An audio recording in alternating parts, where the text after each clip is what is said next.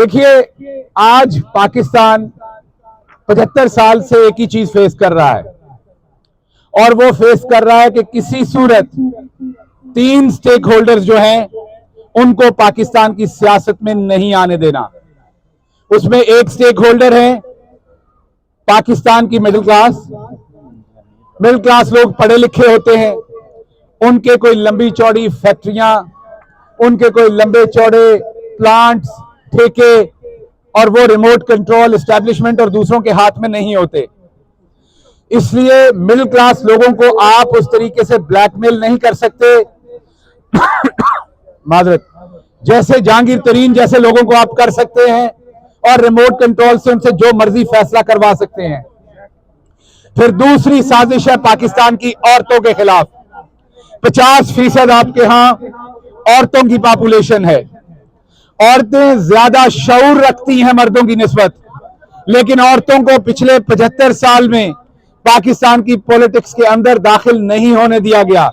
वजह क्या थी?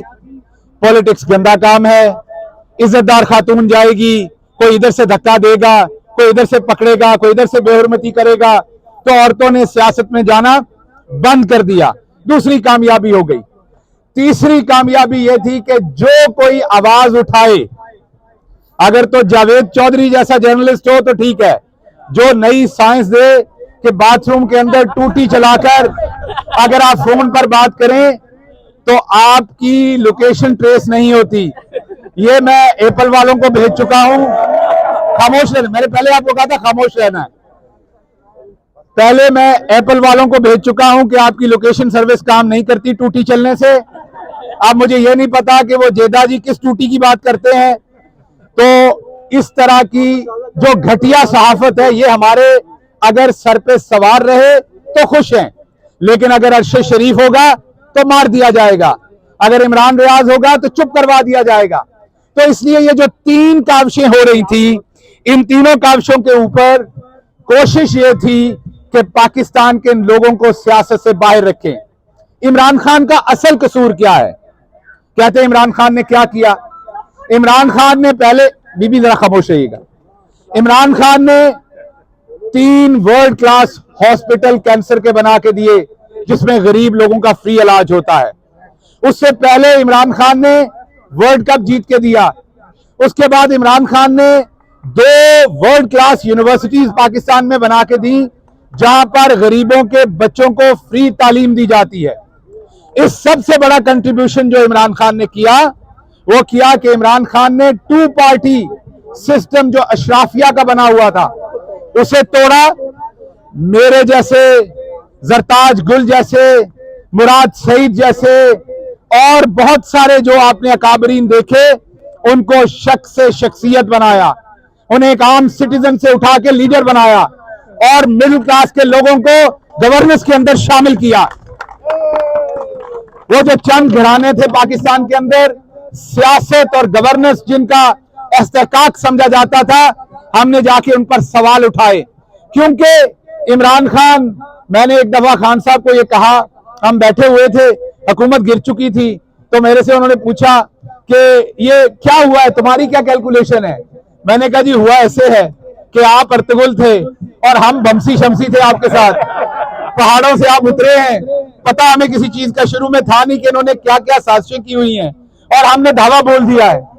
और दावा बोला है हमने इनकी चोरी के ऊपर। हम आप जनाब से निकल के इनको सवाल पूछ रहे हैं, हमने चोर को चोर कहा है, हमने बदकार को बदकार कहा है।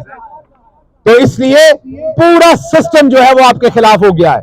अब आप कहते हैं ये इदारा आपके खिलाफ है, वो इदारा आपके खिलाफ है, इसका नाम लें, उसका नाम लें। ऐसा नहीं है। ये चंद करैक्टर होते हैं जो सामने आते हैं। बुनियादी तौर पर ये एलीट कैप्चर्ड सोसाइटी है। आपकी एस्टैब्लिशमेंट भी एलीट कैप्चर में है सर जी, आपकी एस्टैब्लिशमेंट भी एलीट कैप्चर में है, आपकी वकला बरादरी भी एलीट कैप्चर में है, आपके जजेस भी एलीट कैप्चर के अंदर हैं, इंडस्ट्रियलिस्ट तो हैं ही वो, फ्यूडल तो हैं ही वो। एक की बेटी का शादी उधर हुई है, एक के बेटे का निकाह उधर हुआ है, एक की भांजी की शादी उधर हुई है, सब इकट्ठे हैं। तो जब मिडिल क्लास इमरान खान और उसकी पार्टी ने चेंज लाने की कोशिश की तो ये पूरा सिस्टम जो है इस पूरे सिस्टम तुसी या तो उत्ते आ जाओ या मैनू धक्का ना दिओ जाना तुसी कोई नहीं, मैनू लगता जे हमें तुसी ऐलान कर देता है। एक तो ये जहन में रखिए कि ये मिडिल क्लास की जो पार्टी है इसके खिलाफ सिर्फ और सिर्फ पाकिस्तान की एलीट है। हर सूरत इमरान खान को हटाया जाना है। ये लोग जो छोड़ के गए हैं ये कैमरों के सामने तो शर्मिंदा होते हैं और शाम में 5 स्टार होटल्स में खाने खा रहे होते हैं, वहां दांत निकाल रहे होते हैं। ये तमाम अशराफिया का हिस्सा हैं, ये छोड़ के जाने वाले अशराफिया के हिस्सा थे। अब आप कह रहे हैं कि फिर आपके साथ क्यों थे, आपने ने क्यों रखा हुआ था। देखिए अल्लाह ने भी हर तरह के इंसान पैदा किए हुए हैं। अल्लाह की जात भी आपको मौका देती है बंदे का पुत्र बनने का। आप ना बने फिर आपके हक में आपके जुम्मे बुराई या गलती लिखी जाती है। आपका भले कितना भी पता हो फरिश्ते को कि आप घटिया तरीन आदमी हैं, जब तक आप वो गुनाह नहीं करते आपके जुम्मे वो गुनाह नहीं लिखा जाता। इसी तरह पॉलिटिकल पार्टीज में भी जो लोग हमारे साथ थे, हम ये ख्याल करते थे कि वो इमरान खान के नजरिए के ऊपर क्लीन हो चुके होंगे, लेकिन वो नहीं थे अनफॉर्चुनेटली। और आपको ये लगता होगा हमें इनकी करतूत का पहले से नहीं पता था, बिल्कुल पता था। इमरान खान साहब के साथ मेरी कई दफा बात हो चुकी थी, हमें बहुत सारों का पता था। और कुछ बेचारे प्रेशर में गए, आप सबको पता है किस तरीके के प्रेशर्स डाले गए, किस तरीके से फैमिलीज को मजबूर किया गया, बेटियों को औरतों को बीच में लाके लोगों से पार्टियां छड़वाई गई। लेकिन मैं आपके जुम्मे एक बात कहता हूं, वो ये है कि आपने हौसला नहीं हारना। कप्तान को मुल्क छोड़ने की ऑफर हो चुकी है। आप में से भी बहुत सारे मशवरा देते हैं कप्तान को ये कहें कि मुल्क छोड़ दें। खामोश रहिएगा। आपको ये भी बता दूं कि कप्तान को ये भी कहा गया कि एनआरओ ले लें, पार्टी छोड़ दें, पीछे हो जाएं। कप्तान ने सिर्फ एक जवाब दिया है, ना मैं नवाज शरीफ हूं ना मैं आसिफ जरदारी हूं कि एनआरओ करूं। मैं वजीर आजम बनने के लिए सियासत नहीं कर रहा। आप ज्यादा से ज्यादा मुझे जेल में डालेंगे, मुझे जान से मार देंगे, मैं दोनों चीजों के लिए तैयार हूं। इसलिए कप्तान डट चुका है, वो अपने हक के लिए लड़ेगा। आपने 1 इंच जगह नहीं छोड़नी। आपने जिस जगह पे आप डटे हुए हैं उस जगह पे आपने डटे रहना है। आप एक बात ध्यान में रखिएगा कि जो ओवरसीज पाकिस्तानी है वो पाकिस्तान का रोशन तरीन चेहरा है, वो पाकिस्तान के सबसे बाशऊर लोग हैं। जो घटिया हरकत इन दोनों पार्टीज ने ओवरसीज पाकिस्तानियों के साथ की, वोट का हक इनसे छीन लिया, इलेक्शन लड़ने का हक इनसे छीन लिया। हमें ऐसे ट्रीट किया जाता है जैसे हम गद्दार हों वहां पर, और खुद इनके सारे टब्बर लंदन के अंदर बैठते हैं और कहते हैं हमारे ऊपर पाकिस्तान का कानून नहीं लगता क्योंकि हम तो अब लंदन के शहरी हैं। और जो एक नॉर्मल ओवरसीज पाकिस्तानी है उसको क्या कहा जाता है, इसकी हुब्बुल वतनी पे शक है, ये किसी का एजेंट है। मैंने पिछले दिनों यहां का कानून रिक्वायर करता है कि आप अगर किसी और पॉलिटिकल पार्टी के लिए, बैरून मुल्क पॉलिटिकल पार्टी के लिए यहां कोई काम करते हैं तो अपने आप को यहां डिपार्टमेंट ऑफ जस्टिस में रजिस्टर्ड करें। तो जियो टीवी वहां पर हेडिंग्स रन कर रहा था, शहबाज गिल एजेंट के तौर पर रजिस्टर्ड हो गए। मैं तो फुफी का एजेंट नहीं बनया, मैं इमरान खान का एजेंट बनया थे। मुझे बड़ा फख्र, मैं यहाँ पर इमरान खान के फॉरेन एजेंट के तौर पर रजिस्टर्ड हुआ हूँ और मैं उसके लिए काम कर रहा हूँ और पाकिस्तान के लिए काम कर रहा हूँ। और मैं आपको ये भी बात बता दूं, मैं आपको ये भी बता दूं, अगर इमरान खान को सियासत से माइनस करने की कोशिश की गई, पहली बात तो ऐसे तमाम फैसले अल्लाह रब्बुल इज्जत के हाथ में होते हैं। लेकिन अगर आपके घनौने मंसूबे खुदा न खास्ता कामयाब हुए और इमरान खान को सियासत से माइनस करने की कोशिश की, तो मैं लानत भेजता हूं ऐसी सियासत में, मैं खुद माइनस हो जाऊंगा। हमारी सियासत इमरान खान के साथ शुरू हुई थी, उसी के साथ होगी, नजरिए के साथ खड़े होंगे। असल बात इमरान खान के नजरिए के साथ खड़े होने की है। वो इमरान खान कहेगा कि आप यहां खड़े हो जाएं, ये नजरिया है तो हम उसके साथ खड़े होंगे, नजरिए से नहीं बदलेंगे। और मुझे पता आप में से एक शख्स भी नहीं बदलेगा। तो मैं आखिर पर, क्योंकि मुझे पता वक्त बहुत ज्यादा, दूसरे काबरीन ने भी बात की है, बहुत वक्त ज्यादा हो गया है, आप लोगों ने जाना भी है वापस। मैं आप सबका एक तो शुक्रिया अदा करता हूं। कि आप सब यहां तशरीफ लाए, आप सबने अपना वक्त निकाला, आप सबने पाकिस्तान के लिए वक्त दिया, इमरान खान के लिए वक्त दिया। लेकिन दो बातें मैं आपके सामने सिर्फ रखूंगा। देखिए, इमरान खान ने वजीर आजम बन लिया, जब हमारी हुकूमत हटाई गई तो हमें पता था कि अब क्या चाहा जाता है हमसे। चाहा यह जाता होता है कि जब किसी को निकाल बाहर किया तो अगले 5 साल वो इंतजार करे, जो ताकतवर हल्के हैं वो जिन घोड़ों को भगाना चाहते हैं उन्हें भागने दें, अभी उनके डंडे को पकड़ के उससे हमें मारा जाए। 5 साल के बाद फिर ताकतवर हल्कों की उनसे बिगाड़ पैदा हो जाएगी और फिर हमारा डंडा पकड़ के उनको मारा जाएगा, फिर हमें वापस ले आया जाएगा। तो हमें पता है 4-5 साल के बाद इस तरीके से हमने भी हुकूमत में वापस आ जाना था, लेकिन इमरान खान ने इनकार कर दिया। हम इस एनआरओ डील का हिस्सा बनने वाले नहीं हैं। जो हमारे कमजोर लोग थे वो छोड़ चुके हैं, जो बाकी खड़े हैं वो खड़े हैं, और उनमें से अगर 1, 2, 4 जाएंगे भी तो फर्क नहीं पड़ेगा, क्योंकि उनकी जगह पर 25 करोड़ पाकिस्तानी इमरान खान के साथ खड़ा है।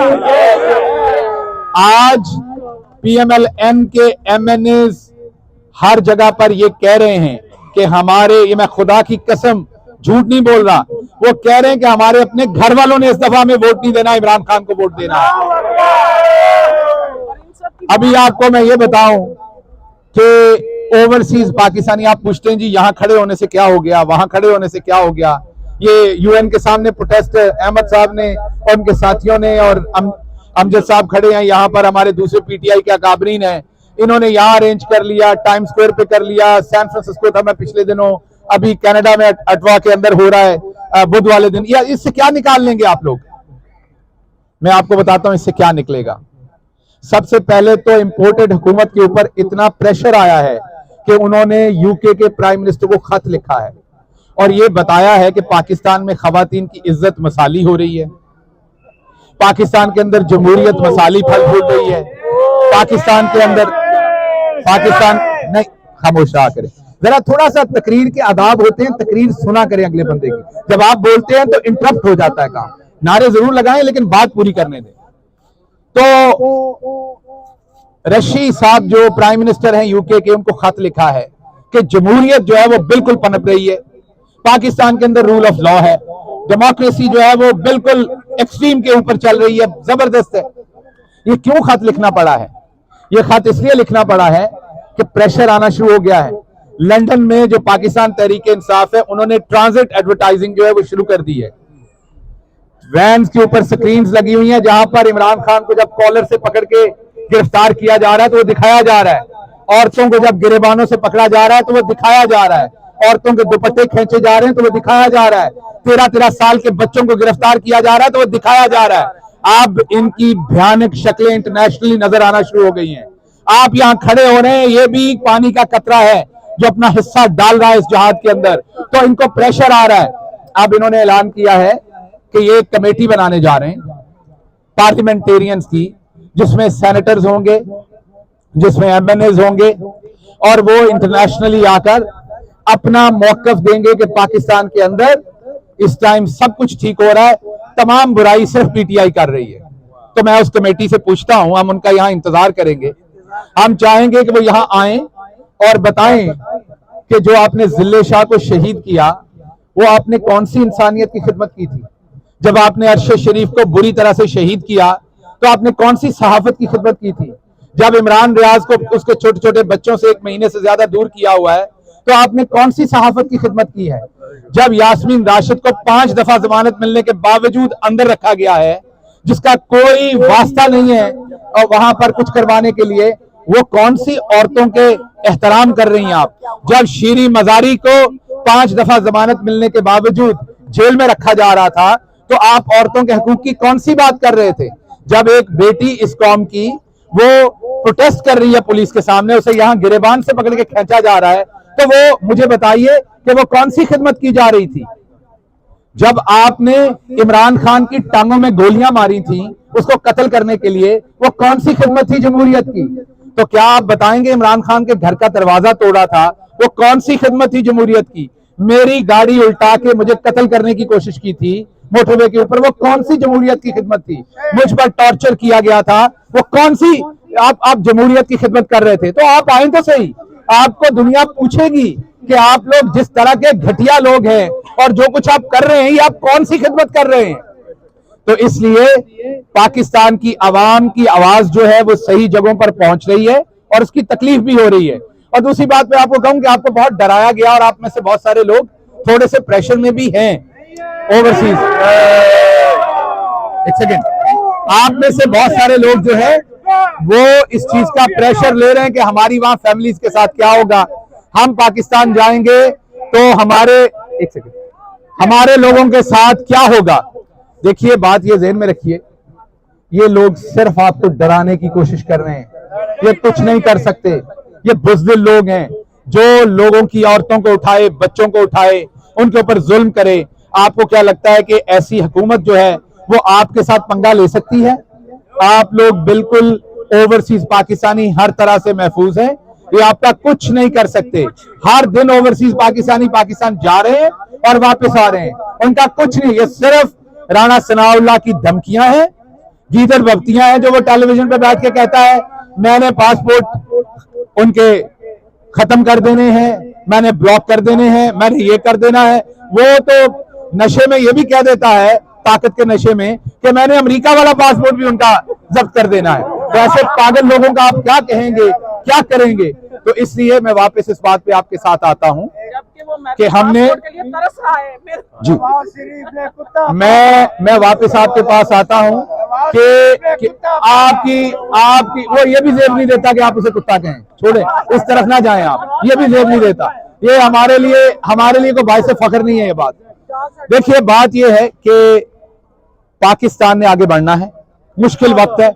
आप सब मेरे से अक्सर ये पूछते हैं आगे क्या होगा, आप सब ये पूछते हैं आगे क्या होगा। देखिए, ये सिर्फ अल्लाह मियां को पता है कि आगे क्या होगा। जब हजरत इमाम हुसैन रजी अल्लाह अन्हा अलैहिस्सलाम जब करबला में गए थे, वो सिर्फ अपने प्रिंसिपल्स के ऊपर गए थे, वो अल्लाह की राह पर गए थे, उन्हें नहीं पता था आगे क्या होना है। जो हुआ वो आप सबके सामने है। अब हुसैन को जो मानने वाले हैं उनको इससे कोई लेना देना नहीं कि आगे क्या होना है, उन्होंने अपने प्रिंसिपल्स के ऊपर खड़े होना है। इमरान खान डट गया है, आगे जो होगा उसको बर्दाश्त करेंगे, उसके साथ चलेंगे। सो आपने डट के खड़े रहना है, अपनी आवाज बुलंद करनी है, इमरान खान का हर सूरत साथ देना है, अपने हिस्से की शमा जलानी है, जहां प्रोटेस्ट हो वहां पर जरूर पहुंचना है। सोशल मीडिया पर किसी को गाली गलौज मत करें, आप अपनी जुबान गंदी करते हैं। अभी यहाँ पर जो दोस्त राणा सनाउल्लाह को ये कह रहे थे, ये कोई बहादुरी नहीं है किसी को गाली दे देना, इससे कोई फर्क नहीं पड़ने वाला। असल बात यह कि इनके घटिया चेहरे लोगों के सामने लाएं। इनके जब आप गाली देते हैं तो आपका मंतक खत्म हो जाता है, आपकी बात के अंदर वजन खत्म हो जाता है। आप इनके गैर जमहूरी रवैये सामने लाएं, जो इन्होंने औरतों और छोटे बच्चों के साथ ब्रुटलिटी की वो सामने लेके आए। 13-13, 12-12, 10-10 साल के बच्चों को पकड़ा। वो एक बच्चा टिकटॉक के ऊपर इमरान खान बन के तकरीरें करता था। इस कदर घटिया लोग हैं कि उसको भी पकड़ के अंदर ले गए हैं। सो आप ये बताएं दुनिया को, गाली तो आप तब दें अगर आपको इनके बारे में कुछ बताने को आपके पास ना हो। आपके पास तो इनको बताने के लिए इतना कुछ है कि ये कहीं मुंह नहीं दिखा सकते। और इनको जो लग रहा है माफ कीजिएगा, कि जो वर्ल्ड पावर्स हैं इस टाइम खामोश हैं। हमें भी पता है अमेरिका उस तरह से खुल के नहीं बोल रहा, बरतानिया उस तरह से खुल के नहीं बोल रहा, हालांकि 3-4 फंडामेंटल प्रिंसिपल्स हैं। मैं थोड़ी सी इंग्लिश में बात करूंगा इंटरनेशनल मीडिया के लिए। There are couple of fundamental things which world has to ensure: freedom of speech, democracy and rule of law. And if you see United States of America, in past, they intervened in many countries on the pretext of these three things. They said that we are going there to offer people freedom, freedom of speech, rule of law, democracy. Today, world powers are mum. They know what is happening in Pakistan. There is no democracy. There's no right of vote. There's no freedom of speech. There's no rule of law. Then why are you mum? Why are you so quiet? Why are you not speaking? Can't you see how they are treating women and children? Can't you see how they are treating senior citizens? Can't you even see how they are treating overseas Pakistanis? Can't you see the custodial torture, humiliation, deplorable situation in Pakistan about rule of law? So world powers has to speak, not for us, but for themselves. Not for us, but for your own principles.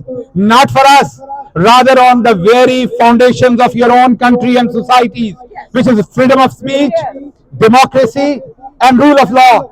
If today you will turn your face and you will let Pakistanis suffer with this tyranny, with this brutality, then nobody is going to believe that you really believe in freedom of speech. You have all the time to criticize Russia, China, and all the situations which are happening over there about human rights. Why you are so quiet about Pakistan? You have to speak up. So isliye we are standing here. We will make sure that our voice is heard, our voice being heard to international media, international human rights organizations, and international powers. Even if you will not speak, we will still fight for our right. We will not give up. But then history will remember. History will remember when Pakistanis were giving away their lives, when Pakistani women were under custodial torture, under brutal treatment. You were quiet. So history will never forgive you. So speak up before it's too late. मैं वापस आपकी तरफ आता हूं. आप सबका मैं बहुत शुक्रिया अदा करता हूं एक दफा फिर. आप पाकिस्तान का रोशन चेहरा है. आप में से एक एक बहुत काबिल फख्र शख्सियत है हमारे लिए. आप बहुत उम्दा काम कर रहे हैं. आपको ये पता होना चाहिए कि आपके कप्तान को आप पे हमेशा फख्र रहा है.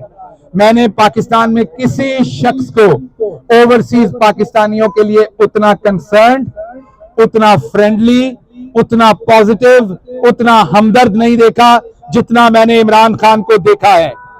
मैंने इमरान खान के अंदर खौफ खुदा देखा है. मैंने इमरान खान को गरीबों से मोहब्बत करते देखा है. इसलिए आप ये जहन में रखिएगा कि इंशाअल्लाह अल्लाह की रहमत इमरान खान का साथ देगी.